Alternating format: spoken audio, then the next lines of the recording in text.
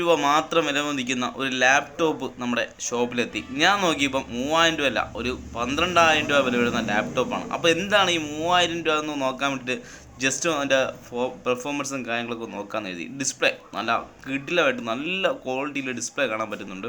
ഞാൻ എൻ്റെ പാസ്വേഡൊന്നും ഇല്ലാത്തതുകൊണ്ട് ഒന്ന് നോക്കിയപ്പോഴത്തേക്ക് ഡിസ്പ്ലേക്ക് അകത്ത് കുറച്ച് ഡോട്ടും കാര്യങ്ങളൊക്കെ വൈറ്റ് ഡോട്ടിനും പൊളിച്ച് പണി ചെയ്ത പീസാണെന്നുള്ള കാര്യത്തിൽ ഉറപ്പായി കഴിഞ്ഞു കേട്ടോ. പൊളിച്ച് നല്ല പണിയൊക്കെ ചെയ്തിട്ടുണ്ട് ഡിസ്പ്ലേ ഒക്കെ.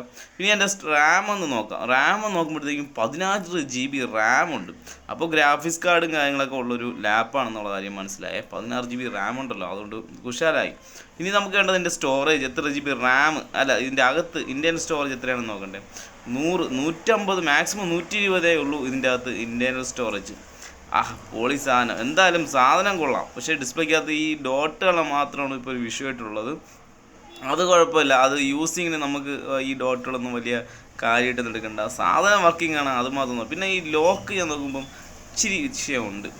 എൻ്റെ ബോഡി കണ്ടീഷൻ കൊള്ളാം, നല്ല വൃത്തിയുള്ള ഒരു ബോഡി കണ്ടീഷനാണ്. ആർക്കും പെട്ടെന്ന് കാണുമ്പോൾ ഒരു പുതിയ ഒരു ലാപ്പ് വാങ്ങുന്ന ഒരു ഫീല് നമുക്ക് ഈ ലാപ്പിൽ കിട്ടുന്നുണ്ട്.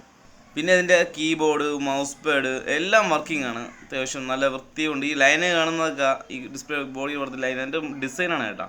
എന്തായാലും സംഭവം നല്ല 3000 രൂപ അല്ല, ഒരു 12,000 രൂപ നമുക്ക് കണ്ണുടച്ച് കൊടുക്കാൻ പറ്റുന്ന രീതിയിലാണ് സാധനത്തിൻ്റെ ഇപ്പോഴത്തെ കണ്ടീഷൻ.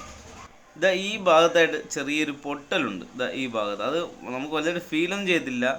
ഈ CD ഡ്രൈവിൻ്റെ ഭാഗത്തായിട്ട് ബോഡിയിൽ ചെറിയൊരു പൊട്ടലുണ്ട്. അത് നമുക്ക് വലിയ സീരിയസ് ആയിട്ട് എടുക്കേണ്ടതൊന്നുമില്ല. അത് ബോഡി ഓപ്പൺ ചെയ്തപ്പോൾ എന്തോ ചെറിയൊരു ഡിഫക്റ്റ്, വേറെ ഡിഫക്റ്റായിട്ട് കാണാനായിട്ട് സൈഡ് പൊട്ടൽ അങ്ങനെയൊന്നുമില്ല.